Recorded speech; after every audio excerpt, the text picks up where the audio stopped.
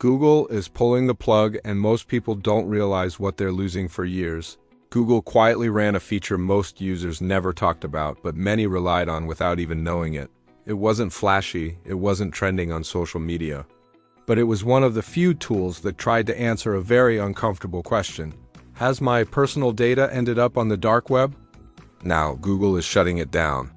Starting January 15th, 2026, Google will stop scanning the dark web for leaked user information. By February 16th, 2026, all previously stored dark web report data will be permanently deleted. And just like that, one of the last mainstream warning systems is gone? What was Google's Dark Web Reports feature?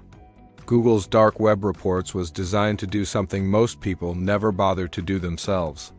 It scanned known dark web marketplaces and forums where stolen data is traded. If your email, password, phone number, or personal information showed up in a leak, Google could alert you, not prevent the breach. Not delete the data, just warn you. But that warning mattered. Because once your data hits the dark web, the clock starts ticking. Why this tool was different: most people assume the dark web is something distant, something criminals deal with. That's not true. The dark web is where old data breaches are resold again and again. Stolen logins are bundled and traded. Personal info becomes a product. Google's tool didn't stop cybercrime, but it gave regular people visibility. It pulled the dark web into the open. And that made some people uncomfortable. Why is Google shutting it down now? Officially, Google hasn't framed this as a dramatic move. The explanation is simple: the feature wasn't as effective or widely used as expected. But cybersecurity experts say that explanation doesn't tell the full story. Scanning the dark web is risky, complex, and legally sensitive. Dark web data is messy. Attribution is unclear, false positives are possible. And once a company like Google touches that space, expectations grow. People expect protection, they expect prevention, they expect action. That's a heavy responsibility. The timing feels uncomfortable. This decision comes at a strange moment. Data breaches are increasing. AI is being used to scale cybercrime. Dark web marketplaces are evolving faster than ever. And just weeks ago, one of the biggest hacker forums, breach forums, suffered a massive data leak itself. So while cyber threats are rising, a major warning system is being shut down. That contrast is hard to ignore. How people are reacting online: the reaction hasn't been loud, but it's been telling. Cybersecurity communities are concerned. Privacy advocates are frustrated. Some users are confused. Many are asking the same question: if Google isn't doing this anymore, who is? For years, people trusted Google to quietly watch the shadows. Now, those shadows are getting darker again. What this means for regular users: most people don't actively monitor the dark web. They reuse passwords. They forget old accounts. They assume breaches won't affect them until they do. Google's alerts acted like a smoke detector. You didn't see the fire, but you heard the warning. Without it, users are back to guessing. And guessing is dangerous when identity theft is involved. Why this isn't just a Google story. This isn't really about one feature being removed. It's about a shift. Big tech companies are stepping back from active dark web monitoring. Responsibility is slowly being pushed toward users, third-party services, security companies. That leaves a gap.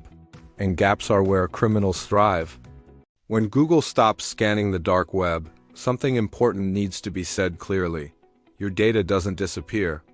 If your email, password, or personal information has already been leaked, it's still out there, still copied, still traded, still sold. The only thing that disappears is the warning. What really happens to leaked data? Most people imagine a data breach as a single event. That's not how it works. A data breach is just the beginning. Once information appears on the dark web, it gets downloaded, repackaged, combined with older leaks, sold in bundles. Your data can resurface years later, long after you forgot about the breach. This is why dark web monitoring matters. Not once, continuously. Why monitoring the dark web is so hard? People often ask, why can't companies just scan the dark web? Because the dark web isn't one place.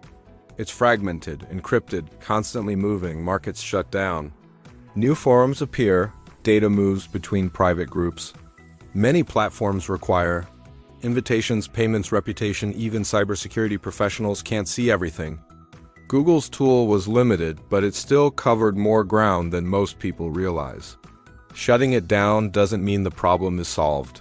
It means visibility is reduced. Who benefits from less visibility? Cybercriminals do. When fewer alerts go out, fewer passwords get changed, fewer accounts are secured. More time passes before victims react. That delay is valuable.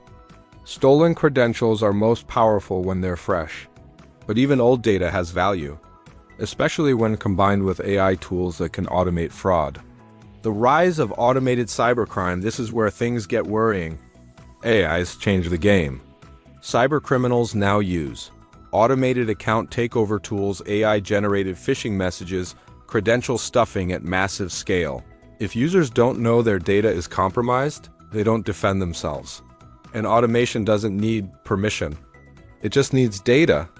Why Google's exit sends a signal when a company like Google steps back? It sends a message. That message isn't intentional, but it's real.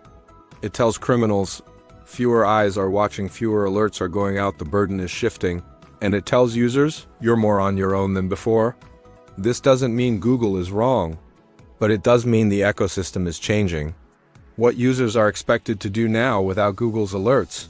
Users are expected to monitor breaches themselves, use third-party services, practice better security hygiene, but let's be honest, most people won't, not because they don't care, because it's complicated. Security only works when it's simple. Why this decision is being criticized? Some experts argue that even imperfect alerts are better than none. A false positive can be checked. No alert at all can't. Others say this creates a privacy paradox. Companies scan less, but breaches increase, and regular users are caught in the middle. A quiet shift with long-term impact. This isn't a dramatic shutdown, no headlines, no countdown, just a quiet switch turned off. But quiet changes often have the biggest impact. Less visibility today means more damage tomorrow. So the question now is simple. If Google is stepping away from dark web alerts, what happens next? The short answer is responsibility shifts, and that shift changes everything. What options do users have now?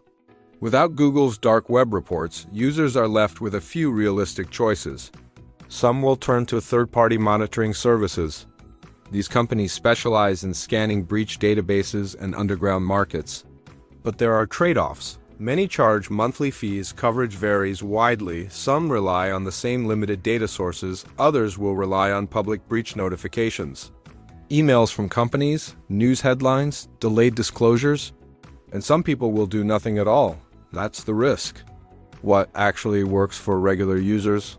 Experts agree on one uncomfortable truth.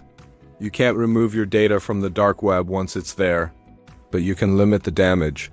The basics matter more now than ever. Unique passwords for every account, password managers instead of memory.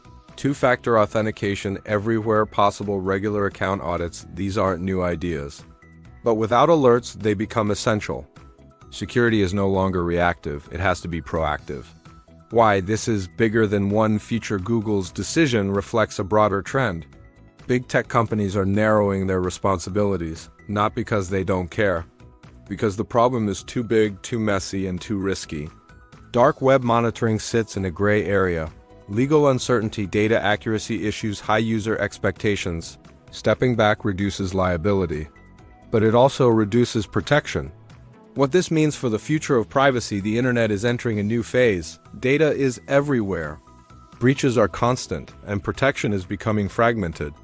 Instead of one large guardian, users now rely on multiple tools, personal awareness, education that creates inequality. Those who understand security will adapt. Those who don't will suffer the consequences. Will dark web monitoring disappear completely? No, it will just become less visible. Security firms, governments, and researchers will continue monitoring quietly, but public-facing alerts may become rarer. Less transparency, more behind-the-scenes work. Whether that's better or worse depends on who you ask. Final thoughts: Google's dark web reports didn't stop cybercrime, but it did something important. It reminded people that their data has a second life after a breach. Shutting it down doesn't end the problem, it just removes a warning light. And in cybersecurity, warnings matter. The dark web hasn't become safer. We've just stopped listening as closely.